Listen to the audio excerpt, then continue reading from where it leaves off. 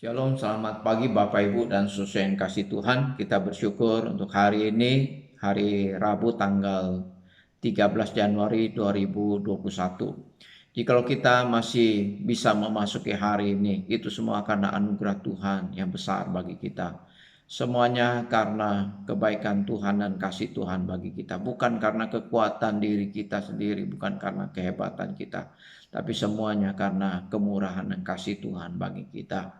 Oleh karena itu saya ingin mengajak kita memasuki hari ini bersama-sama dengan membaca dan merenungkan satu bagian firman Tuhan yang diambil dari Injil Matius pasalnya yang ke-12 ayat yang ke-15 sampai ayat yang ke-21.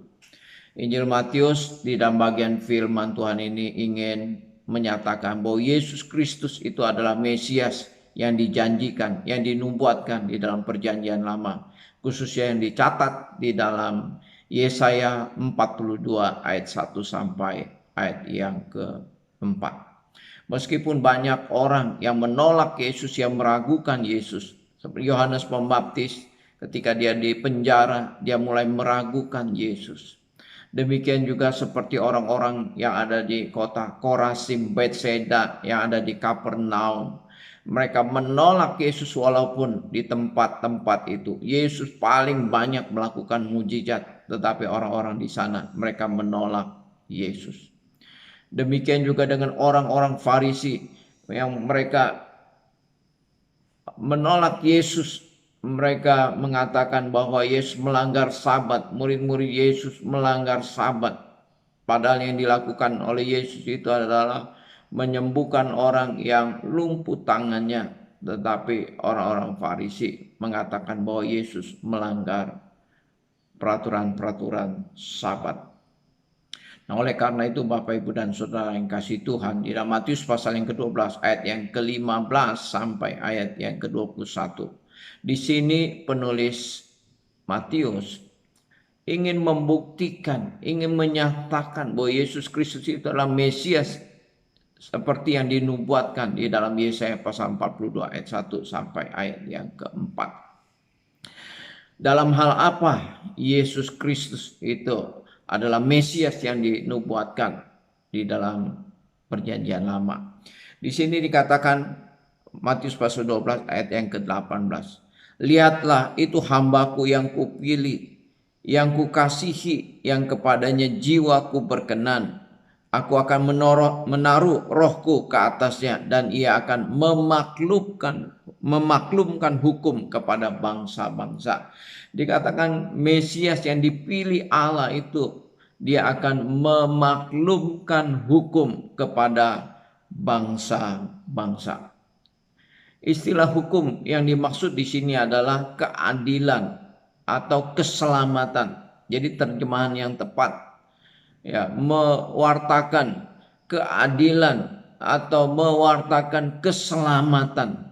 Jikalau Mesias itu datang, maka dia akan mewartakan tentang keadilan atau tentang keselamatan kepada bangsa-bangsa.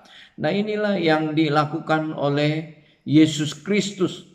Dia memberitakan tentang keadilan dan keselamatan. Kehadiran Yesus, kehadiran Mesias itu bukan untuk membebaskan bangsa Yahudi daripada penindasan bangsa asing. Dia bukan datang sebagai raja secara politik yang memegang kekuasaan dan juga membinakan bangsa-bangsa. Bukan. Tetapi Matius ingin menyatakan bahwa Mesias ketika dia datang, dia akan memberitakan tentang keadilan, memberitakan tentang keselamatan kepada bangsa-bangsa. Dan itulah yang dilakukan oleh Yesus di dalam pelayannya, yaitu mewartakan, memberitakan tentang keselamatan dan keadilan kepada bangsa-bangsa.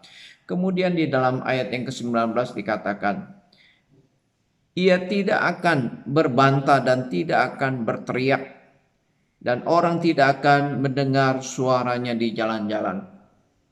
Meskipun Yesus ditolak di mana-mana, meskipun orang Farisi mencari-cari kesalahan-kesalahan Yesus, ya, walaupun Yohanes Pembaptis meragukan tentang Yesus, tapi Yesus tidak berbantah kepada mereka. Yesus tidak berteriak kepada mereka. Itulah yang dilakukan oleh Yesus. Tetapi apa yang Yesus lakukan di dalam pelayanannya? Bahkan dikatakan Yesus melarang orang untuk memberitahukan siapa dia. Yesus melarang orang-orang yang telah disembuhkan untuk memberitahukan apa yang telah dilakukan. Yesus melarang orang untuk berbicara tentang siapa. Yesus tidak ingin supaya orang mengagung-agungkan dia. Yesus tidak ingin supaya orang-orang itu membesar-besarkan dia. Malahan Yesus katakan supaya jangan beritahukan kepada siapapun. Padahal Yesus sudah melakukan begitu banyak mujizat, tanda-tanda yang ajaib. Yesus tidak ingin supaya apa yang dilakukannya itu membuat dirinya menjadi sombong dan juga orang meninggikan dia. Tetapi yang dilakukan oleh Yesus itu adalah memberitahukan, jangan beritahukan kepada siapa. Jangan beritahukan kepada siapapun juga tentang apa yang sudah dilakukan oleh Yesus. Yesus tidak berbantah kepada orang-orang Farisi, ahli-ahli Taurat, tidak berbantah kepada orang-orang yang menolak dia dan meragukan dia. Tapi Yesus bekerja dengan diam-diam, melakukan mujizat dengan diam-diam. Kemudian dikatakan bulu yang patah terkulai tidak akan diputuskannya dan sumbu yang pudar nyalanya tidak akan dipadamkannya. Itu yang dilakukan oleh Yesus. Yesus melayani dengan penuh belas kasihan. Yesus melayani dengan penuh kemurahan hati. Orang-orang yang seperti bulu yang terkulai, seperti nyala api yang hampir padam, tidak disia-siakan oleh Yesus. Orang-orang yang sakit, yang menderita, orang-orang yang dianggap sebagai tidak ada artinya lagi, tidak berguna lagi, tidak disia-siakan oleh Yesus Kristus. Ada begitu banyak orang-orang yang sudah tidak mempunyai harapan di dalam kehidupannya, orang-orang yang sudah berputus asa, tetapi dikasihi oleh Yesus, mendapat belas kasihan dan kemurahan hati daripada Tuhan Yesus. Nah, itu yang dilakukan oleh Yesus kepada orang-orang yang lemah, orang-orang yang sakit, orang-orang yang tidak berdaya, diberikan belas kasihan dan kemurahan hati. Kemudian dikatakan sampai ia menjadikan hukum itu menang. Nah, ini yang dilakukan oleh Yesus. Ya, dengan pelayanan yang penuh belas kasihan dan kemurahan hati, dengan tidak berbantah-bantahan, dengan pelayanan yang tidak digembar-gemborkan. Yesus terus mewartakan tentang keadilan dan keselamatan. Dikatakan sampai keadilan dan keselamatan itu menang.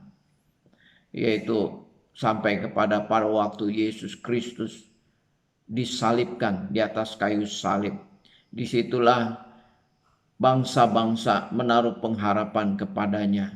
Yesus diam, Yesus tidak berbantah-bantahan. Bahkan Yesus menyerahkan diri, mengorbankan dirinya di atas kayu salib supaya bangsa-bangsa mendapatkan keadilan, supaya bangsa-bangsa mendapatkan keselamatan, supaya bangsa-bangsa menaruh pengharapannya kepada Yesus. Pada waktu Yesus disalib, disitulah hukum, keadilan dinyatakan, keselamatan dinyatakan kepada bangsa-bangsa. Yesus adalah Mesias yang dijanjikan, yang tertulis dicatat di dalam Yesaya pasal 42 ayat 1 sampai ayat yang keempat.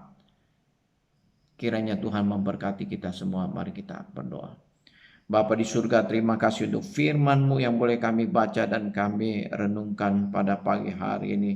Bahwa Yesus Kristus adalah Mesias yang dijanjikan di dalam Yesaya pasal 42 ayat 1 sampai ayat yang keempat. Bahwa kedatangan Yesus Kristus itu adalah untuk mewartakan keadilan dan keselamatan. Yesus Kristus datang sebagai Mesias yang menolong orang yang lemah, yang sakit, yang memberikan pengharapan kepada orang yang berputus asa.